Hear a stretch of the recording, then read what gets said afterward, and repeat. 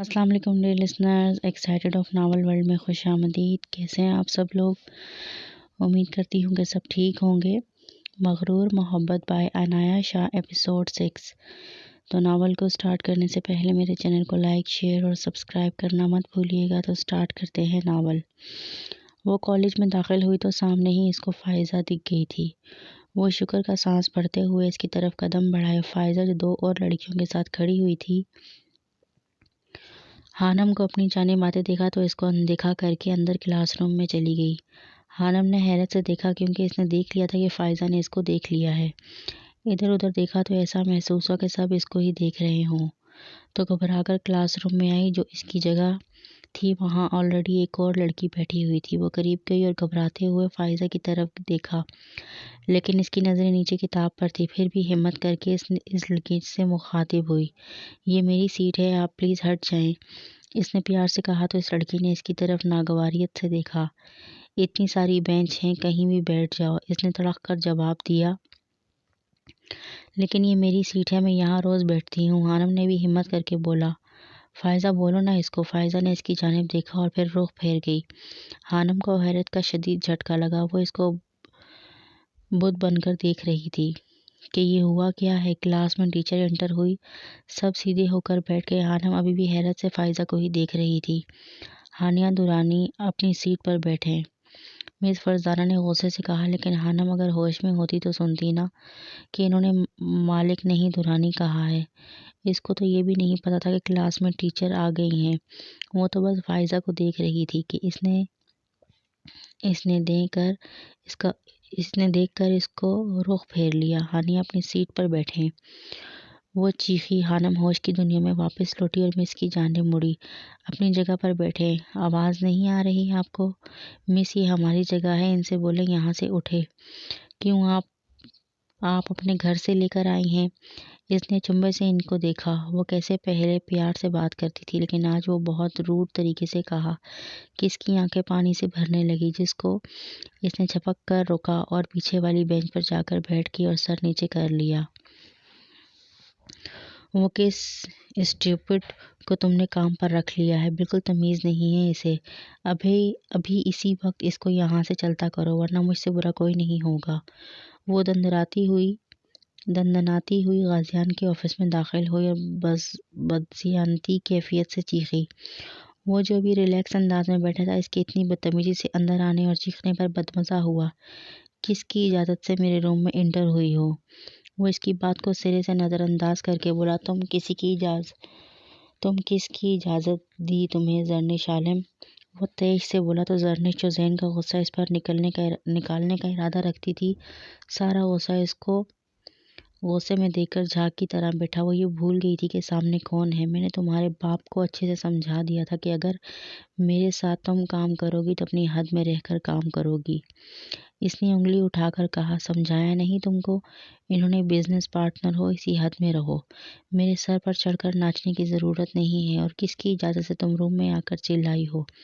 تمہارے باپ کا آفس نہیں ہے یہ، نہ ہی میں تمہارا زر خرید غلام ہوں۔ میرے کچھ اصول ہیں، اگر اس کو نہیں ماننا تھا تو مجھے پہلے بتا دیتی، میں یہ پروجیکٹ کسی اور کے ساتھ کر لیتا۔ وہ دراصل میں آ رہی تھی، وہ ہلکی آواز میں منمنائی تو غازیان نے ہاتھ کے اشارے سے اس کو روکا۔ ایک بات اپنے دماغ میں بٹھا لو، آئندہ کے بعد اپنی حدود میں رہنا۔ ابھی جاؤ اور اپنے کیبن میں بیٹھو۔ اور ہاں، وہ جانے لگی تو اس کی آواز پر رکی۔ پارٹنر ہو، پارٹنر بن کر رہنا، جیسے میرے اور پارٹنر ہیں تم بھی ویسی ہی ہو، سمجھ آئی؟ اس کو صبح سے اس پر غصہ آ رہا تھا جو اس پر ایسے نکلا تھا۔ زرنش اپنی اتنی عزت افزائی پر اہانت کے احساس سے پوری سرخ ہو گئی تھی۔ پلیز جاؤ یہاں سے، 2 بجے میٹنگ ہے، ہماری جو نیا پارٹنر ہے وہ بھی آئے گا۔ وہ بھی اپنا پرس اٹھا کر روم سے نکلی۔ غازیان نے بھی سر جھٹکا اور فائل کی طرف متوجہ ہوا۔ زوئی یار سچ بتانا، وہ دونوں اس وقت لائبریری میں بیٹھے اسائنمنٹ کمپلیٹ کرنے میں لگے ہوئے تھے۔ دونوں کیا، صرف زویا، باقی ایان تو گپیں مارنے میں لگا ہوا تھا۔ کیا بتانا ہے؟ زویا نے کتاب پر سے نظر اٹھا کر مصروف انداز میں کہا۔ یار تمہارے جو بابا ہیں پروفیسر حیدر، جانتی ہو نا ان کو؟ کیا ہو گیا ہے ایان؟ بابا ہیں میرے۔ ارے تو جھنجھلا کیوں رہی ہو؟ اگر میرا اسائنمنٹ نہیں بنانا تو بتا دو، ایسے بیہیو کرو گی تو تم اپنے ایان کے ساتھ۔ یار چپ ہو جاؤ پلیز، زویا نے منت کرتے ہوئے کہا، اور میں کہاں جھنجھلا رہی ہوں، میں تو بس بتا رہی ہوں، بابا ہیں وہ میرے۔ اچھا ان سب باتوں کو چھوڑو، میری بات سن یار، میرا کنسنٹریٹ خراب ہو رہا ہے اور ہر حال میں تمہارا اسائنمنٹ آج ہی سبمٹ کروانا ہے۔ کیوں؟ ایان نے چمبے سے پوچھا۔ کیونکہ اسائنمنٹ کی لاسٹ ڈیٹ کل تھی تو آج کا ٹائم تھا اس کے پاس۔ ارے صبح پاپا پوچھ رہے تھے مجھ سے تو میں نے یہ بول دیا کہ تم نے بھی اسائنمنٹ کمپلیٹ کر کے سبمٹ کروا دیا۔ اوہ زویا، تم نے مطلب پروفیسر حیدر زمان کی بیٹی نے میرے لیے، مطلب ایان دورانی ولد رحمان دورانی کے لیے اپنے چشمے والے منہ سے جھوٹ بولا؟ ایان آہستہ بولو، ابھی لائبریرین باہر نکال دے گی۔ ارے یہ بات تو بتانے والی ہے گاؤں والوں، ارے او گاؤں والوں، وہ چیئر پر کھڑا ہو کر چیخا۔ زویا نے اپنا سر تھاما۔ باقی جو سب اپنی اپنی کتابوں میں سر دے کر بیٹھے ہوئے تھے سب نے اس کی طرف دیکھا۔ وہاں کی لائبریرین نے بھی اپنا چشمہ نیچے کر کے دیکھا۔ گاؤں والوں سنو، میرے لیے ایان دورانی ولد رحمان دورانی کے لیے زویا حیدر زمان نے جھوٹ بولا۔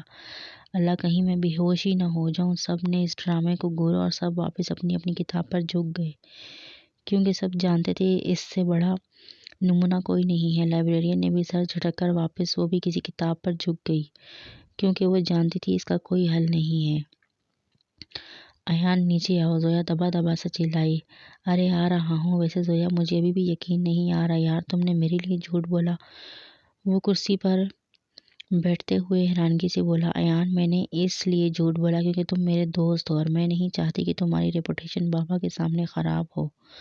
تو ہونے دو، ویسے بھی ان کے سامنے میری ریپوٹیشن خراب ہی رہے گی ہمیشہ، اور ویسے بھی صحیح کر کے کرنی کیا ہے۔ زویا نے اس کی طرف تعصب سے دیکھا اور لیپ ٹاپ پر ٹائپ کرنے لگی۔ ویسے زویا یار، جو بات میں نے پوچھنی تھی وہ رہ گئی، پوچھو اور کیا پوچھنا ہے تمہیں؟ اس نے قدرے جھنجھلاتے ہوئے بولا۔ ابھی ایان بات شروع کرتا ہے اس کے فون کی چنگاتی ہوئی آواز خاموش ماحول میں گونجی تو ایک بار پھر سب نے سر اٹھا کر اس کو دیکھا، جو لاپرواہی سے بات کرنے میں مصروف تھا۔ جی بھائی ہم نکل رہے ہیں۔ اچھا ٹھیک ہے جی، صحیح ہے۔ اس نے فون رکھا۔ چلو بھائی، غازی بھائی کا فون تھا، وہ بول رہے ہیں کہ ان کی زوجہ محترمہ کو لے آؤ کیونکہ آج ان کا پہلا دن ہے شادی کے بعد۔ تو زویا نے اچنبھے سے پوچھا، یار وہ بول رہے ہیں بھابھی کو سب دیکھ کر کوئی عجیب بات کرے یا پھر کچھ بھی کہے، وہ ویسے پہلے نہیں جانا چاہتی ہیں اور نہیں جائے گی۔ ہاں یہ تو ہے ایان، ویسے یہ کمپلیٹ ہو گیا ہے، یہ دے دو مدثر کو، وہ سبمٹ کروا دے گا اور ہم دونوں چلتے ہیں۔ ہاں یہ صحیح ہے، اور بول کر دونوں لائبریری سے نکلنے لگے۔ دروازے تک پہنچے ہوں گے کہ ایان ایک پاؤں پر مڑا، بات سنیں، تالی بجا کر سب کو اپنی جانب متوجہ کیا۔ ہم جا رہے ہیں، آپ لوگ غور سے پڑھائی کریں، اگر میرے جانے کے بعد کسی نے بھی شور مچایا مجھ سے برا کوئی نہیں ہوگا۔ اچھے بچوں کی طرح پڑھنا ہے سب نے، اور ٹیچر کو بالکل تنگ نہیں کرنا ہے۔ ایان بس کرو چلو، وہ تمہارا سر پھاڑ دے گی، بہت غصے میں گھور رہی ہے۔ اس نے لائبریرین کی طرف اشارہ کرتے ہوئے کہا۔ سوری ایوری ون، وہ سب سے معذرت کرتے ہوئے اس کو گھسیٹ کر باہر کی طرف لے گئی۔ فائزہ بات سنو میری۔ فائزہ کلاس کمپلیٹ ہوتے ہی ہانم فائزہ کے پیچھے لپکی، وہ بھی بنا پرواہ کیا جلدی جلدی کینٹین میں چلی گئی۔ اس کو ہانم کی آواز آ رہی تھی لیکن اس نے دھیان دینا ضروری نہیں سمجھا۔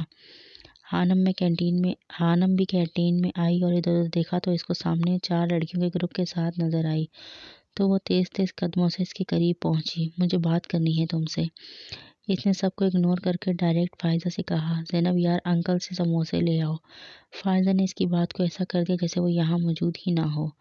ہانم کو یہ سب بہت عجیب لگ رہا تھا لیکن ایک بار پھر بولی، فائزہ مجھے تم سے بات کرنی ہے، پلیز میری بات تو سنو یار۔ زینب اس کو بولو مجھے اس سے کوئی بات نہیں کرنی ہے۔ فائزہ نے ہانم کو جواب دینے کے بجائے ساتھ والی لڑکی کو مخاطب کیا، ایک دفعہ میری بات تو سن لو۔ فائزہ تم دوست ہو، میری ایک دفعہ مجھے خود کو ایکسپلین تو کرنے دو۔ وہ اپنی کرسی سے کھڑی ہوئی اور اس کے سامنے آئی۔ تم کو پتہ ہے ہانم، مجھے تم سے بات کرنے میں اتنا سا بھی انٹرسٹ نہیں ہے، اور پتہ ہے ایسا کیوں ہے؟ تم ایک گھر سے نہیں کالج سے بھاگی ہوئی لڑکی ہو، تم کو اپنے بوڑھے ماں اور باپ تک کا خیال نہیں آیا، تم نے ایک دفعہ یہ نہیں سوچا تمہارے اس قدم سے ہم لوگ، ہمارا کالج اور تمہاری چھوٹی بہن کی زندگی پر کتنا اثر پڑے گا؟ ہانم نے اپنی پلکیں چپک کر اپنے آنسوں کو روکنے کی کوشش کرنے لگی۔ اس کو امید نہیں تھی وہ اس کی بات سننے کے بجائے سب کی طرح اس کو بھاگی ہوئی لڑکی کہے گی۔ تم میری بات تو سنو فائزہ۔ حلق سے بمشکل ہی آواز نکلی جو سامنے والے کی چیخ سے کہیں دب کر رہ گئی۔ کیا سنوں میں تمہاری بات؟ وہ ایک دم چیخی تو ارد گرد لڑکیاں گول دائرے کی شکل میں ان کے پاس کھڑی ہو گئی اور آہستہ آواز میں چیمگوئیاں کرنے لگی۔ تمہیں میں نے ایک اچھی لڑکی سمجھا تھا، لیکن تم اپنے ماں باپ کی عزت کو قدموں تلے رون کر چلی گئی۔ میں تمہاری بات سنوں، تم آئی کیوں ہو بہن میرے پاس؟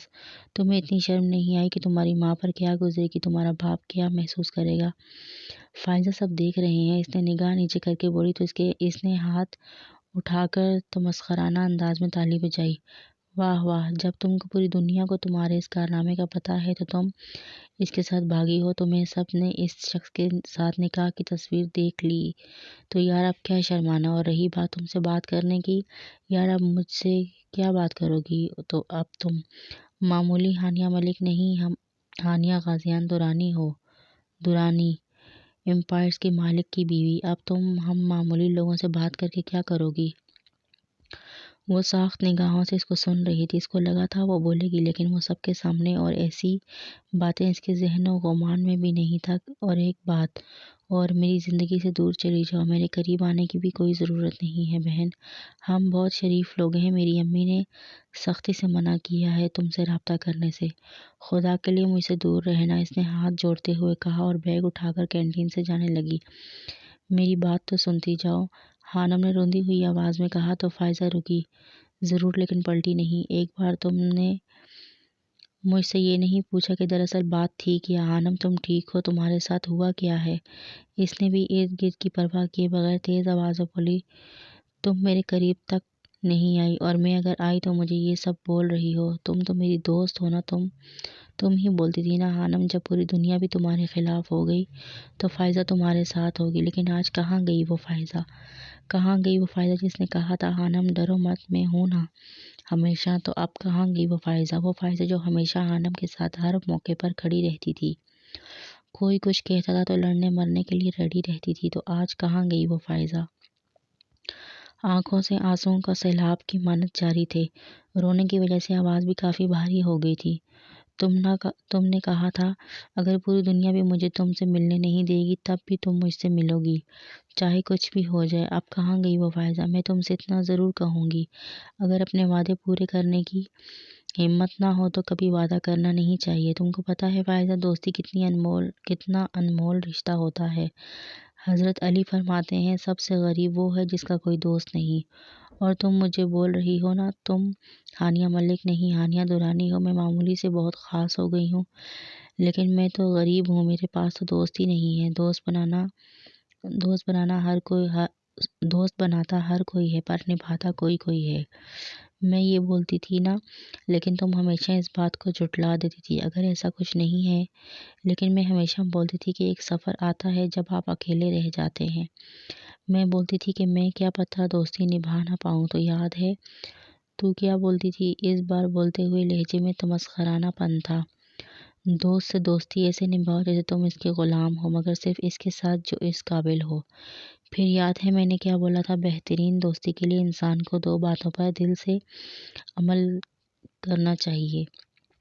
دوست سے غصے میں بات مت کرو، دوست کے غصے میں کہی گئی بات دل پہ مت لو۔ اس لیے میں نے تمہاری کسی بات کو دل پر نہیں لیا ہے۔ چہرے پر پھیکی سی مسکراہٹ تھی اور لہجے میں درد چیخ چیخ کر بول رہا تھا، جس کو محسوس کر کے فائزہ کی آنکھیں بھی نم ہوئی۔ ہاں تکلیف بہت ہوئی ہے، لیکن تم میری دوست ہو بھی ناراض ہو، لیکن مجھے پتہ ہے جب تم کو سچ پتہ چلے گا سب سے پہلے تم ہی میرے پاس آؤ گے، کیونکہ پتہ ہے اچھے دوست کے اندر آپ کے لیے اتنی محبت چھپی ہوتی ہے، اور مجھے معلوم ہے تم مجھ سے بہت محبت کرتی ہو، اور میری دوستی میں اتنی طاقت ہے جسے ایک معمولی بیج پودا درخت بن جاتا ہے، ایسے ہی ہماری دوستی ہے۔ دوست تو ایسا بناؤ جو آئیں اور سائے کی طرح ہو کر، کیونکہ آئینہ جھوٹ نہیں بولتا اور یہ سایہ ساتھ نہیں چھوڑتا۔ لیکن دوست تو ایسے بناؤ جو آئینے اور سائے کی طرح ہوں، کیونکہ آئینہ جھوٹ نہیں بولتا اور سایہ ساتھ نہیں چھوڑتا۔ لیکن یہ بھی سچ ہے کہ مطلبی دوست سائے کی طرح ہوتے ہیں، اجالوں میں چلے جاتے ہیں اور اندھیروں میں ساتھ چھوڑ جاتے ہیں۔ لیکن مجھے پتہ ہے تو یہ سب کسی وجہ سے کر رہی ہے، تجھے کبھی غلط نہیں سمجھوں گی۔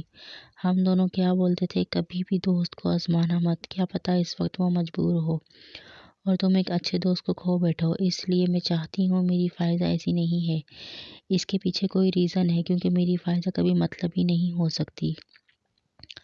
اس لیے جب بھی تم کو سب کچھ معلوم ہوگا تو تمہاری یہ دوست تمہارے لیے حاضر ہوگی۔ تم جب بھی میرے گلے سے لگو گی میں سب بھول جاؤں گی، لیکن دیر مت کرنا فائزہ کہ میں تمہارا انتظار کرتی رہ جاؤں اور بہت وقت ہو جائے۔ جب وہ بولنا شروع ہوئی تو ماحول ایک دم شانت ہو گیا تھا۔ کینٹین میں صرف اس کی آواز گونج رہی تھی۔ اب وہ خاموش ہوئی تو سب کچھ جیسے رک سا گیا تھا، ایک دم سناٹا سا ہو گیا تھا، جس سناٹے کو پیون کی آواز نے توڑا۔ آپ میں سے ہانیہ دورانی کون ہے؟ خانم فائزہ کی پشت دیکھ رہی تھی، وہ محسوس کر سکتی تھی کہ وہ رو رہی ہے۔ وہ اس آواز کی سمت مڑی۔ میں ہوں، آنکھوں سے آنسو صاف کر کے بولی، آپ کو لینے کے لیے آ گئے ہیں، آپ آ جائیں۔ سب میٹنگ روم میں بیٹھے نیو پارٹنر کا ویٹ کر رہے تھے، وہ کچھ زیادہ ہی لیٹ ہو گیا تھا۔ غازیان اپنے موبائل میں کچھ ٹائپ کر رہا تھا اور باقی کے اسٹاف کی نگاہ غازیان پر تھی، کیونکہ اس کو انتظار کرنا سخت ناپسند تھا اور یہاں سے 10 منٹ اوپر ہو چکے تھے۔ اب تو زرنشی بیزاری سے کرسی پر بیٹھی پاؤں جھلا رہی تھی۔ اتنے میں میٹنگ روم کا دروازہ کھلا اور ایک شخص ہوڈی میں بھاگتا ہوا غازیان کے برابر والی کرسی کے قریب جا کر رکا۔ زرنش اس کو پہچاننے کی کوشش کر رہی تھی۔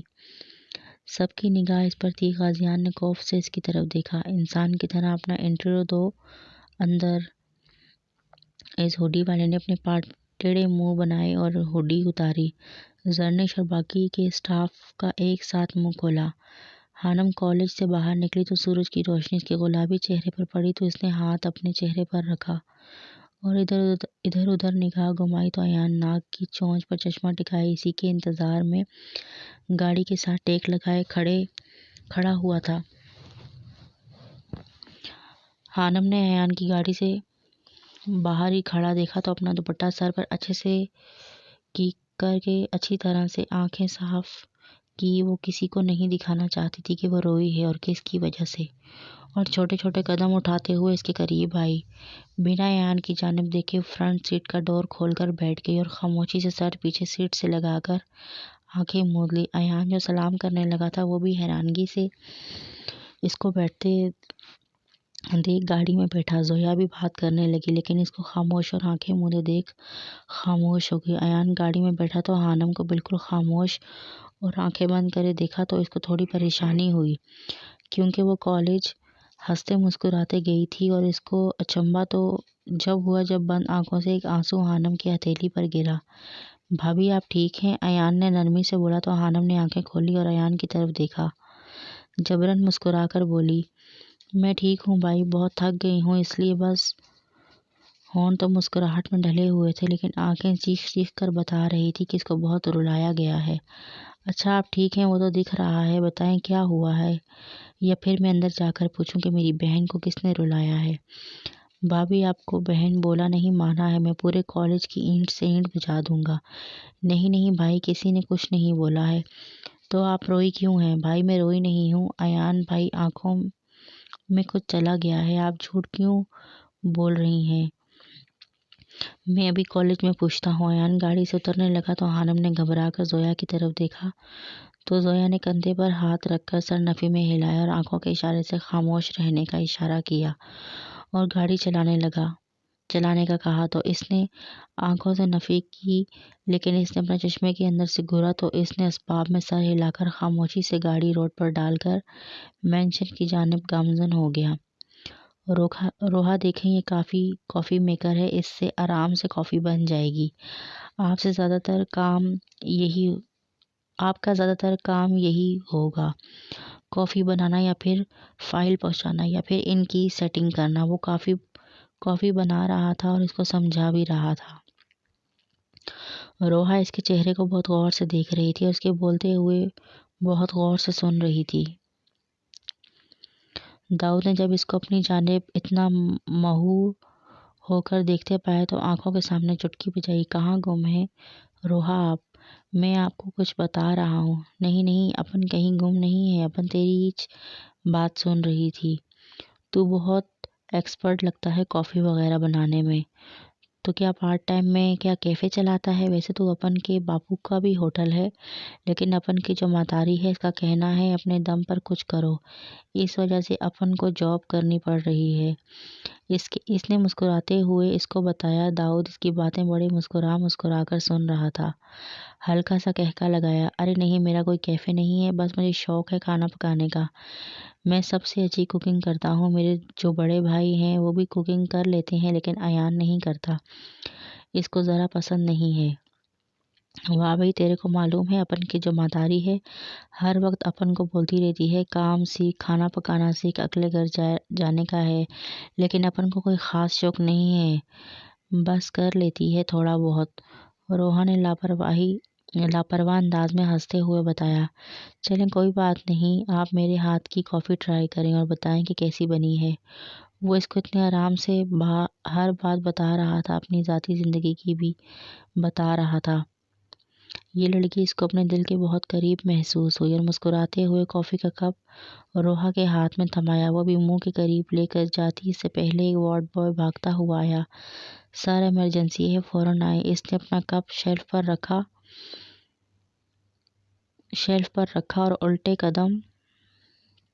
اور الٹے قدموں سے بھاگا۔ روحا بھی اس کے پیچھے ہی گئی۔ وہ تو آپریشن تھیٹر میں جا چکا تھا۔ باہر اس پیشنٹ کی فیملی بیٹھی ہوئی رو رہی تھی۔ ایک عورت بہت چیخ چیخ کر رو رہی تھی اور ایک آدمی کے صرف آنسو لڑیوں کی مانند آنکھوں سے جاری تھی۔ روحا کے ماتھے پر بل پڑے ان دونوں کو اس طریقے سے روتے دیکھ، لیکن اس کو ترس بھی آیا تو وہ چھوٹے چھوٹے قدم اٹھا کر اس آدمی اور عورت کے سامنے کھڑی ہوئی۔ وہی تم لوگ اتنا کاہے کو رو رہے ہو؟ دعا کر ٹھیک ہو جائے گا، کاہے کو اتنا ولولہ مچا رہا ہے؟ اس آدمی نے زخمی نگاہوں سے اس کی طرف دیکھا اور اپنی نگاہ واپس جھکا لی۔ روحا کو اپنے رویے کا احساس ہوا تو اس آدمی کے قدموں کے قریب بیٹھی۔ سب ٹھیک ہو جائے گا، تو ٹینشن نہ لے، ایسے رونے سے سب کچھ ٹھیک تھوڑی ہو جاتا ہے۔ تو گھر کا سربراہ ہے، اگر تو ایسے روئے گا تو کیا بنے گا؟ اچھا چل بتا، کون ہے؟ کوئی قریبی ہے یا پھر کوئی اور پریشانی ہے؟ دیکھ پیسوں کا مسئلہ ہے تو مجھے بتا، سب ٹھیک ہو جائے گا۔ اس نے اپنائیت سے اس شخص کے گھٹنوں پر ہاتھ رکھ کر کہا۔ اس شخص نے اپنی لال آنکھوں کے ساتھ روحا کی طرف دیکھا۔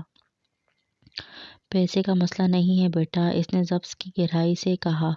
روحا مزید قریب ہوئی۔ اپن تیری بیٹی جیسی ہے، تو بھی اپن کے باپو کی عمر کا ہے، کوئی مسئلہ ہے تو بتا۔ ابھی وہ شخص اپنے لب کھولتا اندر سے داؤد ماسک اتار کر باہر آیا تو تینوں بے وقت کھڑے ہوئے۔ بچی کے فادر کون ہے؟ میں ہوں صاحب، وہ آدمی اپنی آنکھیں صاف کر کے بولا۔ یہ پولیس کیس ہے انکل، بچی کے ساتھ زبردستی ہوئی ہے اور عمر بھی بہت کم ہے، 15 سال ہے اور کنڈیشن بہت کرٹیکل ہے۔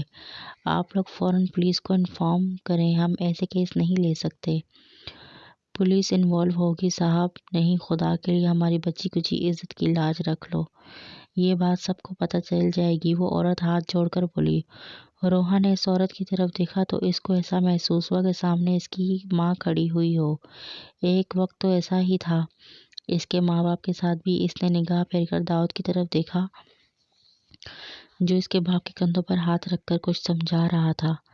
داؤد، روحا نے پکارا تو وہ اس کی طرف متوجہ ہوا۔ یہ اپن کی فیملی ہے، اپن جانتی ہے، تو یار اس کا علاج کر دے، جتنا بھی پیسہ لگے گا اپن لگائے گی، بس تو اس کا علاج کر، پولیس کی جھنجٹ میں نہ پڑ، میں تیرے سے درخواست کرتی ہوں۔ روحا نے بولا تو داؤد نے پرسوچ نگاہوں سے اس کو دیکھا اور پھر اسباب میں سر ہلا کر اپنے کیبن کی طرف چلا گیا۔ وہ دونوں آدمی اور عورت نے مشکور نگاہوں سے اس کو دیکھا۔ بہت شکریہ بیٹا تمہارا، اللہ تمہارے نصیب اچھے کرے۔ اس آدمی نے سر پر ہاتھ رکھ کر دعا دی۔ میں نے تیری مدد کی، اب تو مجھے بتائے گا کہ کیا ہوا ہے تیرے ساتھ اور اس بچی کے ساتھ، کس نے یہ سب کیا ہے؟ روحا نے ضبط سے آنکھیں بند کر کے بولی، کسی اور نے کیا بیٹا، جب گھر میں ہی بھیڑیا موجود ہو باہر جانے کی ضرورت نہیں پڑتی۔ بول کر وہ آدمی اور عورت بینچ پر بیٹھے تو روحا اس آدمی کے برابر میں بیٹھی۔ میرے بھائی کا بیٹا ہے اختر، اس کا رشتہ آیا تھا میری کومل کے لیے، لیکن وہ کچھ کام دھندا نہیں کرتا تھا، پر وقت ہر وقت آوارہ گردی کرتا رہتا، گلی محلوں کی لڑکیوں کے ساتھ بھی یہی سب کرتا ہے۔ کتنی لڑکیوں کی زندگی وہ اور اس کے آوارہ دوست خراب کر چکے ہیں۔ ہمارے محلے کی دکان پر رات کو شراب اور جوا کھیلتے ہیں۔ وہ چاروں ان سب کو دیکھ کر میں نے اس کے رشتے سے انکار کر دیا۔ اس کا بدلہ لینے کے لیے اس نے میری کومل کے ساتھ یہ سب کیا۔ وہ بول کر ہچکیوں سے رو رہا تھا۔ روحا کی آنکھوں کے سامنے وہ سب گھوم رہا تھا۔ ایک وقت میں صدیقی صاحب بھی ایسے ہی لاچار باپ کی طرح کونے میں بیٹھ کر رو رہے تھے۔ اس کی ماں ایسے پاگل ہو رہی تھی۔ اللہ اس نے بولنے کے لیے لب کھولے تو سوائے اللہ کے منہ سے کچھ نہیں نکلا۔ تو آنکھیں موند لی اور بند آنکھوں کے ساتھ اس شخص سے سوال کیا، چاچا تو اپنی بیٹی کی شادی اس بھیڑیے سے کرا دے گا؟ اب کبھی نہیں، میں مر جاؤں گا لیکن اپنی بیٹی کی شادی اس سے ناہنجار انسان سے کبھی نہیں کرواؤں گا۔ میری بیٹی مجھ پر بوجھ نہیں ہے، مجھ میں اتنی طاقت ہے، اس کے لیے 2 وقت کی روٹی میں کما سکتا ہوں۔ اس شخص نے عزم سے بولا تو اس کے لب مسکراہٹ میں ڈھلے اور پٹ سے آنکھیں کھولی۔ اور چاچی تیرا کیا ارادہ ہے؟ روایتی ماں بنے گی یا بیٹی کے لیے قربانی دے گی؟ میں بھی اپنے شوہر کے ساتھ ہوں، میری بیٹی مرتی مر جائے لیکن اس اختر کو کبھی اپنی بیٹی نہیں دوں گی۔ تیرے کو پتہ ہے چاچا، جب تیری بیٹی کو پتہ چلے گا کہ اس کی ماں اور باپ کا یہ فیصلہ ہے تو وہ آدھی خود ٹھیک ہو جائے گی، باقی کا تم دونوں ٹھیک کر دینا۔ ویسے یہ اختر اور تو رہتا کہاں ہے؟ روحا نے سرسری سا پوچھا تو وہ عورت اس کو ایڈریس بتانے لگی، جس کو سن کر اس نے اسباب میں سر ہلایا اور ان دونوں کے سامنے کھڑی ہو کر بولی، پریشان نہ ہو، تیری بیٹی ٹھیک ہو جائے گی اور تم دونوں ایسے ہی ثابت قدم رہنا، کبھی اس کو اکیلا مت چھوڑنا، باقی اس اختر کو اللہ سزا دے گا، تو پریشان نہ ہو، یا پھر وہ میرا مالک کوئی وسیلہ بنا دے گا۔ اس اختر جیسے بھیڑیے کو ختم کرنے کا حل اپن کی ڈیوٹی ہے، اپن چلتی ہے، خیال رکھنا تم دونوں اپنا۔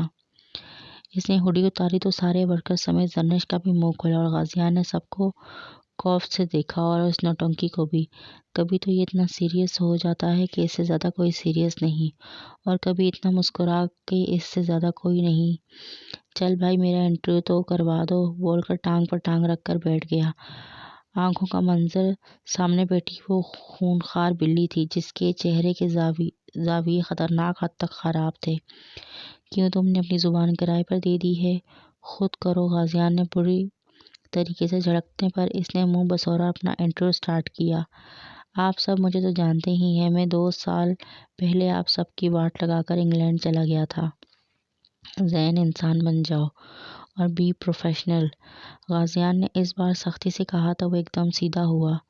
تو گائز سیریس ہو جاتے ہیں۔ میں اپنی اسٹڈی کمپلیٹ کرنے اور وہاں اپنا بزنس اسٹارٹ کرنے چلا گیا تھا، لیکن مجھے وہاں کوئی زیادہ مزہ نہیں آیا، اور پتہ ہے مجھے وہاں زیادہ مزہ اس لیے بھی نہیں آیا کیونکہ وہاں آپ لوگ جو نہیں تھے۔ خیر کچھ لوگ مجھے ابھی نہیں جانتے ہیں تو میں ان کو اپنا انٹرو دے دیتا ہوں۔ یہ بات خاص زرنش کو دیکھتے ہوئے جتائی تھی۔ مائی نیم از زین العابدین، میں غازیان بھائی کا کزن اور بیسٹ فرینڈ ہوں۔ زین پرسنل انفارمیشن نہیں دینی ہے۔ غازیان کے ٹوکنے پر اس نے ایک بار پھر منہ بسورا، اور میں آپ لوگوں کا نیو باس بھی ہوں، مطلب اس کمپنی کا 30% پارٹنر، بول کر دھپ سے کرسی پر بیٹھا۔ وٹ ربش! زرنش ایک دم کھڑی ہو کر چیخی تو غازیان نے اس کی طرف گردن گھما کر دیکھا۔ غازی یہ کیسے ہو سکتا ہے؟ تمہیں ہمیں بتانا چاہیے تھا کہ تم پارٹنر بنا رہے ہو۔ وہ تو پارٹنر کے روپ میں زین کو دیکھ کر کھول اٹھی تھی۔ میں نے عالم صاحب کو بتا دیا تھا کہ ہماری کمپنی میں ایک اور پارٹنر ایڈ ہو رہا ہے، تو پھر دونوں کی رائے لی جاتی ہے کہ اس کو ممبرشپ دینی ہے کہ نہیں۔ Excuse me miss زرنش، I think غازیان بھائی 50% کے پارٹنر اور میں 30، تمہارے فادر 20% کے، تو مطلب غازی بھائی یہ ڈیسیژن لے سکتا ہے، سو پلیز بی کوائٹ۔ تم سے بات کسی نے نہیں کی ہے؟ میں نے غازیان سے پوچھا ہے۔